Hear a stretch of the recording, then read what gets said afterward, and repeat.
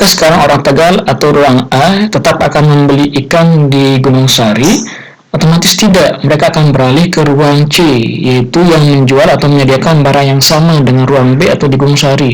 Itu misalnya di daerah Sandik, ruang C-nya di daerah Sandik, yang juga menjual ikan dan dengan harga yang lebih murah dengan yang ada di Gunung Sari. Nah, di sini otomatis orang yang ada di Tegal akan beralih atau berpindah ke ruang C atau di dusun Sandi, karena di sana mungkin ikannya lebih murah dan tempatnya lebih dekat. Paham?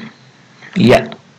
Nah, di sini ada tanda untuk ruang A dan ruang B, ada tanda garis putus-putus. Itu artinya interaksinya menjadi lemah atau sangat lemah atau bahkan tidak terjadi interaksi ke ruangan lagi. Sebaliknya akan berpindah ke ruang C, yaitu di sini ada tanda garis panah tanpa putus-putus. Itu artinya interaksinya kuat. Paham? Iya. Selanjutnya kita beralih ke kondisi yang 3, yaitu adanya kemudahan transfer atau transferability. Apa itu kemudahan transfer? Yaitu berkaitan dengan biaya dan ketersediaan infrastruktur atau sarana dan prasarana untuk memudahkan terjadinya interaksi ke ruangan. Perhatikan, kemudahan transfer itu berkaitan dengan biaya dan infrastruktur. Apa artinya? Ya, misalkan sekarang ada interaksi antara ruang A dan ruang B. Misalnya tadi interaksi ruang A-nya adalah Dusun Tegal, ruang B-nya adalah Gunung Sari. Misalnya orang Tegal penghasil semen, sekarang mengirim semennya ke daerah Gunung Sari, karena mungkin di sana ada banyak toko-toko bangunan yang menjual semen. Jadi ke sini misalnya mula-mula ongkos pengirimannya sehari itu 100.000, tapi kemudian naik menjadi 200.000 atau 250.000. Apakah orang Tegal akan tetap mengirim barang ke daerah Gunung Sari? Otomatis tidak, karena ongkosnya semakin mahal. Mereka pasti akan mengirim ke daerah yang lebih dekat-dekat saja, karena ongkos pengirimannya lebih murah. Sehingga interaksi yang mula-mulanya lancar menjadi terputus. Paham? Ya, di sini juga kemudahan transfer berkaitan dengan infrastruktur. Jadi perlu adik-adik ketahui, infrastruktur itu maksudnya atau artinya yaitu sarana atau adanya transportasi atau kendaraan. Ada pula prasarana, yaitu yang contohnya yaitu adanya jalan atau jembatan sehingga mudah dilewati oleh kendaraan atau transportasi. Paham? Nah, sekarang misalnya infrastrukturnya atau sarana dan prasarananya, misalnya kendaraannya rusak atau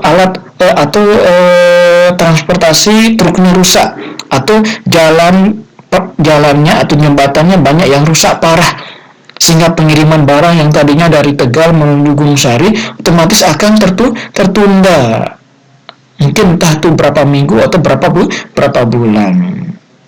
Nah, otomatis juga pengiriman barang dari pengiriman semen dari Tegal menuju Gunung Sari tidak akan tertunda atau interaksinya tidak akan terjadi lagi karena infrastruktur yang kurang memadai. Paham? Ya. Sekarang tugas adik-adik, tugasnya perhatikan, saya minta adik-adik catat di buku catatan IPS-nya, yaitu ini catat bab 1 manusia, tempat dan lingkungan. Ini dicatat pengertian ruang dan pengertian interaksi ruang, semuanya dicatat. Kemudian catat ini kondisi ini 1, 2, 3 dicatat pula. Kemudian ini penjelasannya dicatat, kondisi saling melengkapi dicatat juga penjelasannya, tapi tidak usah catat ini bagannya, tidak usah ya, karena sudah saya jelaskan. Ini pula kesempatan antara dicatat dengan penjelasannya, bagannya juga jangan dicatat karena sudah saya jelaskan ya. Nah, ini juga dicatat kemudahan transfer sampai akhir. Ya, jelas? Iya, itu tugasnya sekarang, tugas pertama. Mohon dicatat, nanti saya periksa ketika adik-adik masuk, dan mohon pula tugasnya ini dipoto kemudian kirim ke WA pribadi saya biar saya masukkan ke buku nilai. Paham? Iya. Mungkin cukup sekian pertemuan kita untuk hari ini. Kalau ada yang ingin ditanyakan atau kurang jelas, mohon ditanyakan langsung ke saya ya lewat WA. Nanti saya jelaskan atau saya akan beritahukan hal-hal yang tidak kalian ketahui. Paham?